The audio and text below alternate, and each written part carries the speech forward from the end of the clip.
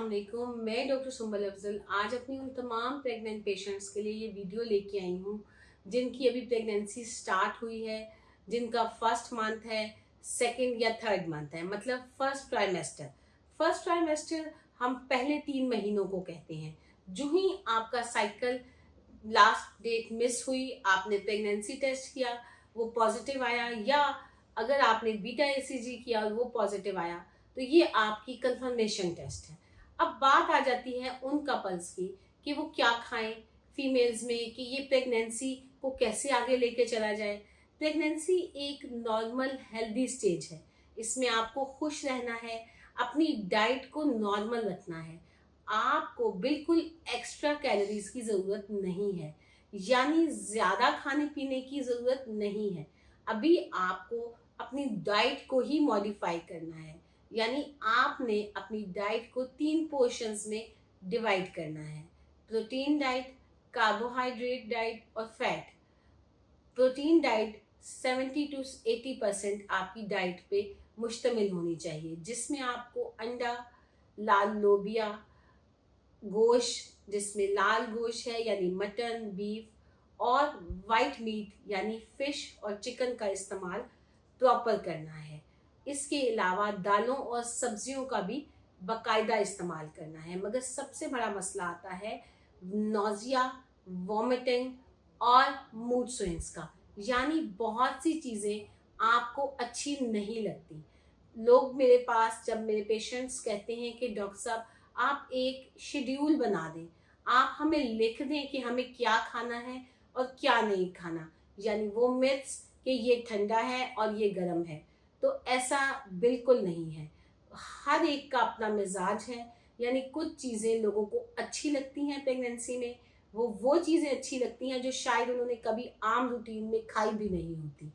तो आपको ज़बरदस्ती नहीं करनी, अपनी वो चीज़ों को मॉडिफाई करना है जिस पे आपका दिल चाह रहा है, मगर अननेसेसरी ऑयली चीज़ें, फ्राइड चीज़ें और प्रोसेस फूड ना लें, ताकि कैलोरी इनटेक ज़्यादा ना हो।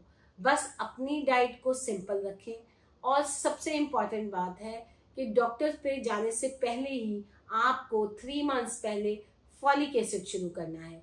फॉलिक एसिड एक इतनी सिंपल मेडिसिन है कि उसके खाने से 99% ब्रेन डिफेक्ट्स बेबी के कवर हो जाते हैं, यानी एनेनकेफली और सर और स्पाइनल कॉर्ड का डिफेक्ट फॉलिक एसिड से ही कवर हो जाता है।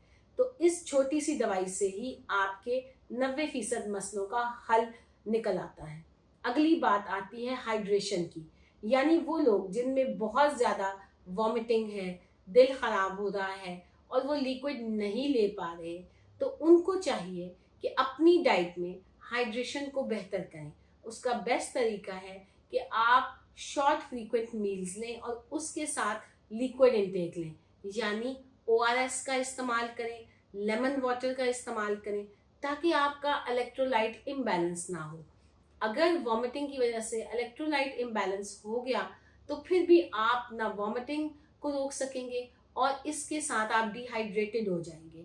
और सबसे इम्पॉर्टेंट बात है कि जो ही आपका फर्स्ट विजिट हो तो आपको अपने बेसलाइन टेस्ट करवाने हैं, जिसमें आपका ब्लड ग्रुप, आपकी हीमोग्लोबिन परसेंटेज, शुगर का लेवल और हेपेटाइटिस बी, सी एंटीजेंस और एंटीबॉडीज को हम डिटेक्ट करते हैं। हमारे मुल्क में सबसे बड़ा अलमिया है एनीमिया, यानी खून की कमी। वो लोग जिनमें खून की कमी रहती है उनको अपनी डाइट में प्रोटीन डाइट ऐड करनी बहुत ज़रूरी है, ताकि खून की कमी की वजह से वो इन्फेक्शंस का शिकार ना हो।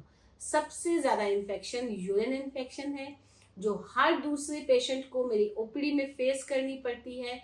और मैं उनसे सिर्फ एक रिक्वेस्ट करती हूँ कि हर 2 घंटे बाद कोई ना कोई लिक्विड ले, 2 से 2.5 लीटर पानी का इस्तेमाल करें, ताकि यूरिन इन्फेक्शन से बच सके और वजाइनल इन्फेक्शन से, क्योंकि फर्स्ट ट्राइमेस्टर में 50% प्रेगनेंसीज मिसकैरेज का शिकार हो जाती हैं, क्योंकि नॉर्मल इन्फेक्शन यानी वजाइनल और यूरिन इन्फेक्शन से ही आप मिसकैरेज में चले जाते हैं। और थोड़ी सी एहतियात से आप इन सारी चीज़ों से बच सकते हैं।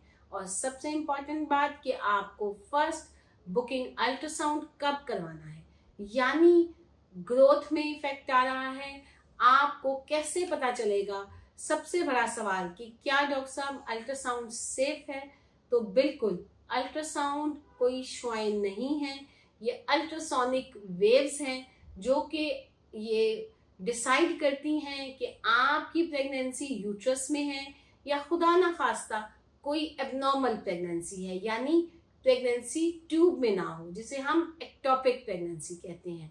तो पहली दफ़ा जब आप विजिट के लिए जाएं तो अल्ट्रासाउंड की अहमियत बहुत ज़्यादा है। इन सब चीज़ों को मत अवॉइड करें ताकि आप हेल्दी प्रेगनेंसी के साथ कंटिन्यू कर सकें। शुक्रिया।